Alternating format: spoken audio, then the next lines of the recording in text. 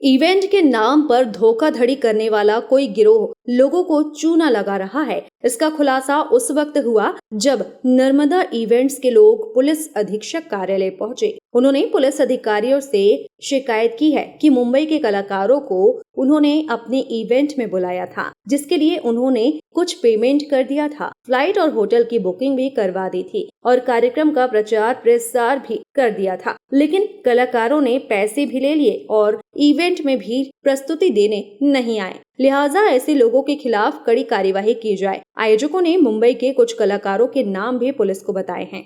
आज हमने SP office में लेडी रीना बरौट फ्रॉड और स्कैमर, जो कि स्कैमर ही हैं, जो कि पैसे लेके हमारे कार्यक्रम में उन्होंने प्रस्तुति नहीं दी और पैसे वापस मांगने पे और हर्जाना लॉस जो हमारे फ्लाइट का हुआ मांगने पे हमको धमकी दी गई और हमारी छवि धूमिल करने की साजिश के तहत हमें क्लियर व्हाट्सएप में धमकी दी गई है कि हम ऐसा ये लिख के आपका व्हाट्सएप में डालेंगे।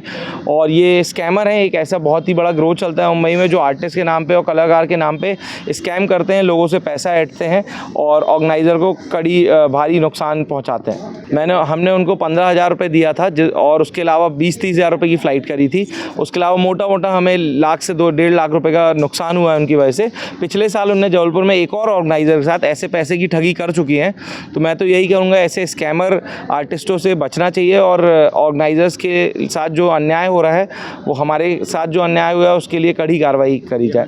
मैंने एसपी ऑफिस में Sonakshi Saxena ma'am, IPS ma'am को हमने आवेदन दिया है, FIR करने का आवेदन किया है कि कड़ी कार्रवाई करके हमें न्याय दिलाया जाए और ऐसे स्कैमर से बाकी ऑर्गेनाइजर्स को भी बचाया जाए।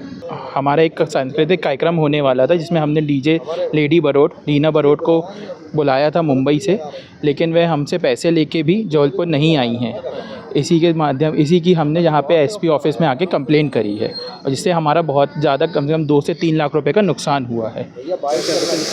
हमने फ़्लाइट की बुकिंग करी थी, हमारा आर्टिस्ट कॉस्ट था, उनको जो 35,000 हमारा आर्टिस्ट कॉस्ट था और हमने 15,000 उनको एडवांस दिया हुआ था। हमारी 30,000 की फ़्लाइट हुई थी, हमारा 10,000 अप्रॉक्स का होटल हुआ था और 50,000 से भी ज़्यादा का हमने उसमें प्रचार करा था। और लोगों को जो आश्वासन था कि वह आएंगे, वो आएंगी, तो वो भी वह नहीं आने के कारण हमें जो आक्रोश देखना पड़ा और लोगों को हमें जो पैसे वापस देने पड़े, वह हमारा नुकसान अलग हुआ है। ये यहाँ पे एक फैदी अपनी कोई एक कंप्लेंट लेके आए थे कि इनकी एक इवेंट्स की कंपनी इवेंट्स ऑर्गेनाइज़ करते हैं। इसमें उन्होंने किसी एक आर्टिस्ट के साथ एक इवेंट का टाई अप किया गया था, जिसके बाद उनके जो भी नेगोशिएशन हुए उसके बाद वो उन्होंने इवेंट जो है जिस दिन था उस दिन artist as expected and as जो डिस्कशन था उसके में परफॉर्म करने नहीं है और कुछ उसके और इश्यूज़ हैं। तो इस रेफरेंस में वो आज यहाँ शिकायत देने आए थे कि जो उनके टर्म्स ऑनर नहीं किए गए, उसके रेफरेंस में वो हमारे पास शिकायत लेके आए थे। तो उनकी बात समझ के देखा गया है कि इसमें क्या इशू है, इस पर हम जांच करेंगे और जो भी तथ्य आएंगे उसके हिसाब से इस पर वैधानिक कार्रवाई की जाएगी।